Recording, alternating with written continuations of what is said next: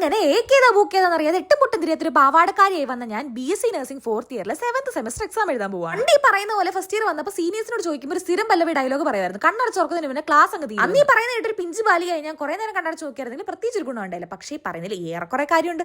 4th year തുടങ്ങിയത് ഓർമ്മയുണ്ട്, ടപ്പേന്ന് പറയാൻ എക്സാം ഇങ്ങനെ വന്നു. പക്ഷെ എന്തൊക്കെ പറഞ്ഞെന്ന് പറഞ്ഞാൽ ഈ 4 വർഷം ഇത്ര പെട്ടെന്ന് പോകുന്നു ഞാൻ വിചാരിച്ചില്ല. പോയതിന്റെ വിഷമം കൊണ്ടല്ല, പക്ഷെ എന്തൊക്കെയോ എവിടോ എന്തോ എന്റെ ഉന്മാദപുളിതമായ മോഹം കണ്ടിട്ട് ആരും തെറ്റിദ്ധരിക്കേണ്ട ഒരു വക പഠിച്ചിട്ടില്ല. പിന്നെ എന്തിനാണ് ഈ അട്ടഹാസം ചോദിച്ചാൽ 7th സെം എക്സാം ആണല്ലോ, അതായത് ഇനി തിയറി എക്സാം ഇല്ല. ആ സന്തോഷത്തിന്റെ ആനന്ദ പ്രകടനത്തിൽ പങ്കുചേരാൻ വേണ്ടി ഞാൻ ഹിഡൻ ടാലൻസ് കാഴ്ചവെക്കുന്നു. അങ്ങനെ രാവിലത്തെ ഫുഡും കഴിച്ച് നമ്മൾ നേരെ എക്സാം ഹാളിലേക്ക്. എക്സാം ഹാളിൽ പോയ പിന്നെ 12 മണി വരെ ഒരൊറ്റ തള്ള. അങ്ങനെ 3 മണിക്കൂർ എക്സാം കഴിഞ്ഞ് എക്സാം ഹാളിൽ പുറത്തേക്ക് ഇറങ്ങുമ്പോൾ എന്താണ് ബാക്കിയെന്ന് ചോദിച്ചാൽ ഒരൊറ്റ പ്രാർത്ഥനയുള്ളൂ, എന്നെയും എന്റെ കൂടെയുള്ളവരും പാസ്സാക്കി വിടുക. കാരണം താൻ പാതി ദൈവം പാതി എന്നാണല്ലോ. അങ്ങനെ അവർ തന്ന ഓരോ ചോദ്യത്തിനും ഇല്ലാത്ത ബുദ്ധിയിൽ ഉണ്ടാക്കിയ ഓരോ ആൻസേഴ്സ് എഴുതി വന്നപ്പോഴത്തേക്കും ഭയങ്കര വിശപ്പ്.